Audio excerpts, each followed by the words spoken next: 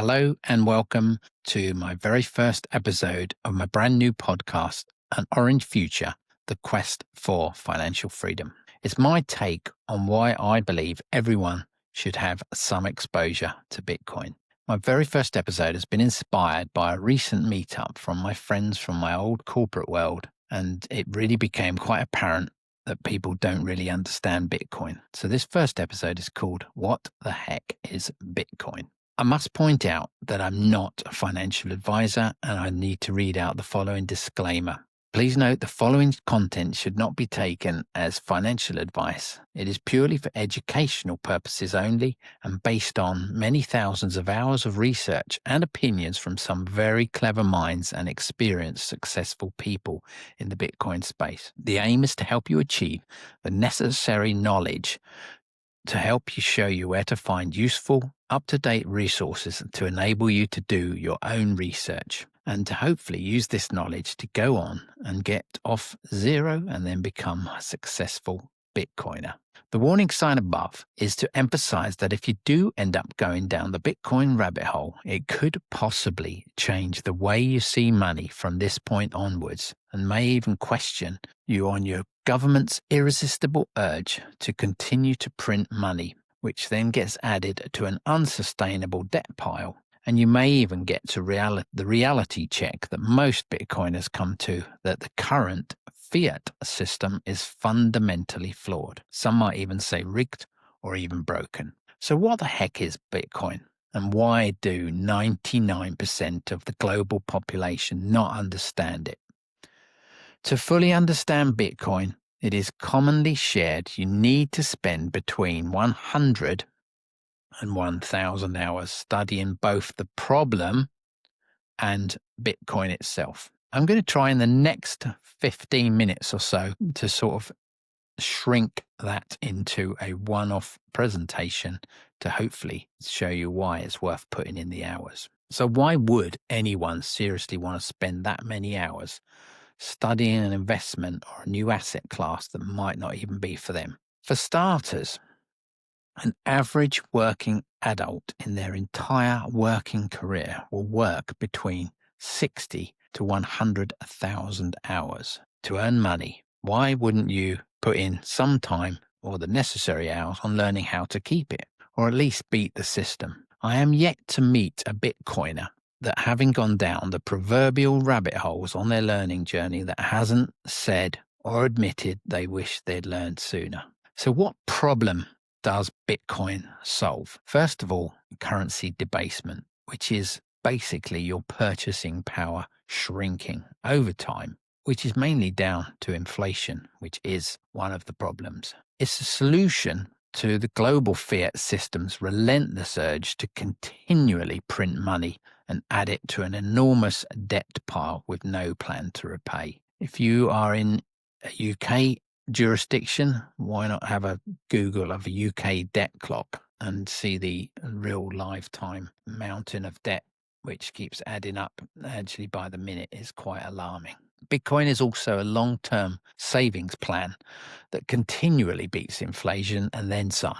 And although diminishing returns look inevitable over in the future, it looks certain to outperform inflation for the long foreseeable future. One question is, will your or my children or their children's children ever be able to own their own home? Everything gets cheaper in Bitcoin over time. Take a look at these two pictures. In 2010, the iPhone 4 would have cost you 2,842 Bitcoin. In 2025, it cost you 0.007 of a Bitcoin. Let that sink in, and please feel free to fact check me on this. The same with house prices, just going back to 2017. In 2017, it would have cost you 24 Bitcoin to own an average house. I know this is in US dollars because unfortunately here in the UK, we are quite a way behind the States in visualizing and demonstrating the power of Bitcoin. In 2021, the average cost of a home in the US was, say, 414,000. That then would have been 9 Bitcoin. Here today in 2025, you are looking at 4 Bitcoin with an average house cost of $416,000. So what the heck is Bitcoin? Well, in my take on it, it is money. It's digital money on a secure digital network. Bitcoin is a technology protocol and it is mathematically programmed. It's a form of digital capital. Bitcoin is economic energy and it's more than just number go up technology. It's a peaceful global revolution. It's not religious, it's not political, it's not left, it's not right. It is completely decentralized and it's not controlled by any one entity. It's in fact controlled by tens of thousands of independent network computer operators known as nodes. And these are globally, not in any one jurisdiction. It is finite and it is hard coded and programmed to have a maximum capped supply of 21 million Bitcoin by the year 2140. So it's a rules-based currency. It is a method, a way of sending money to another user without any third-party intermediary, or as long as they have an internet connection or a mobile phone. Bitcoin is on a need-to-know basis. Everybody on the planet needs Bitcoin, but sadly for most, they just don't know it yet. So don't let ignorance or ego stop you or delay you at least learning about Bitcoin sooner, like it did me. Imagine answering your future child or future grandchild on why didn't you buy some Bitcoin, especially as it has been the best performing asset for at least the last 15 years. And it has no signs of showing that it's going to give up that title anytime soon. So digital money, is it even money? Well, the three definitions of money are: 1, medium of exchange. Although Bitcoin is not widely accepted yet at retail outlets and online stores, the list of retailers is slowly growing, and this will accelerate once the Lightning Network becomes more established. The Lightning Network is a layer 2 network which enables people to pay fractions of the costs and very quick, but it's something that probably needs 1, 2, 3, maybe 4 years of progress and development for that to become more apparent, as well as increasing adoption. The next definition is a store of value. Bitcoins over the long term unequivocally confirms this definition, although it may highlight its inability to be a store of value over the short term just because of its volatility. The third and final definition of money is unit of account. With Bitcoin's divisibility, it has become a digital form of money. There will always be a record of transactions and balances on wallets and people's computers. Digital money. Do we even need a new digital money? And why should we embrace Bitcoin? Well, in a swooping generalization, I would say since COVID, which is now over half a decade ago, your purchasing power has decreased by a minimum of 35 to 50%. Bitcoin's 5-year return has averaged 60%. The world is becoming more digital over time. An example of failing to embrace this, I will talk to you in terms of an old DVD video rental company called Blockbuster. Some of the younger people may be listening to this and may not even know who they were. But Blockbuster Video was a global chain of outlet stores in most towns and cities where people could become members and physically go in the store and rent a movie, take it home in the form of a VHS cassette or a DVD.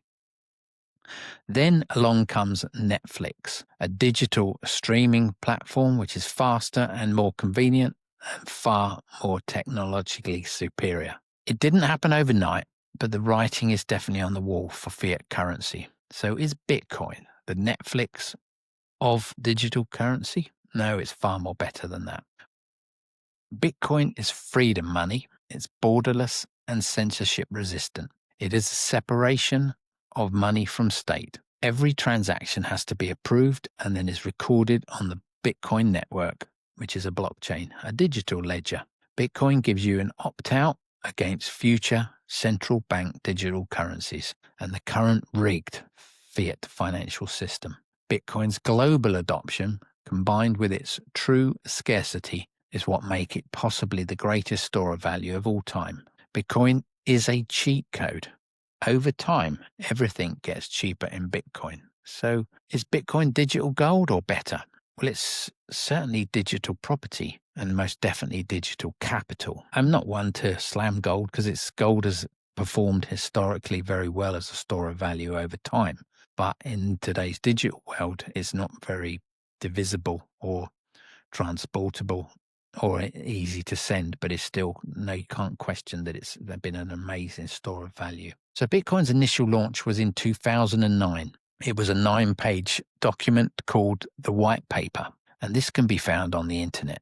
The creator of Bitcoin, Satoshi Nakamoto, an anonymous visionary cypherpunk programmer, possibly a team of developers, because the skill set and implementation is definitely on another level of intelligence and understanding of the current rigged system, that its immaculate conception perfectly acts as a solution to this fiat melting ice cube. Every whole Bitcoin is divisible by 100 million units. So anyone put off by unit bias can buy as little as $10 as often as they want. It trades 24/7, 365 days a year.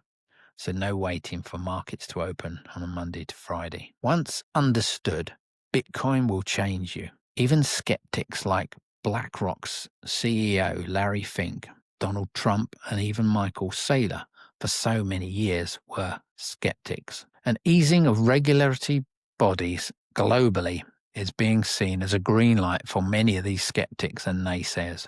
Bitcoin adoption is being compared to internet adoption in the late 90s. New Bitcoin has to be mined by solving complex maths puzzles by powerful mining computers.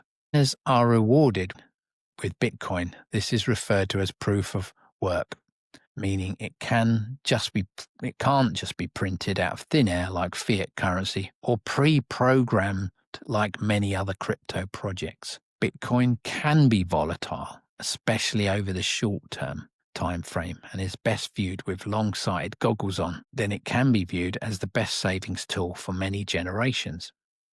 Volatility should not be seen as a reason not to get involved in Bitcoin. Once anyone has gained the necessary conviction, even a small market correction will be seen as an opportunity to stack more Bitcoin units, known as Satoshis or Sats. A Bitcoin cycle is typically a cycle as over 4 years, and not one single Bitcoiner that has safely held Bitcoin for this time frame and has never not had a higher Bitcoin value than when they first accumulated. So emphasis on the longer term vision. It is more than just number go up technology.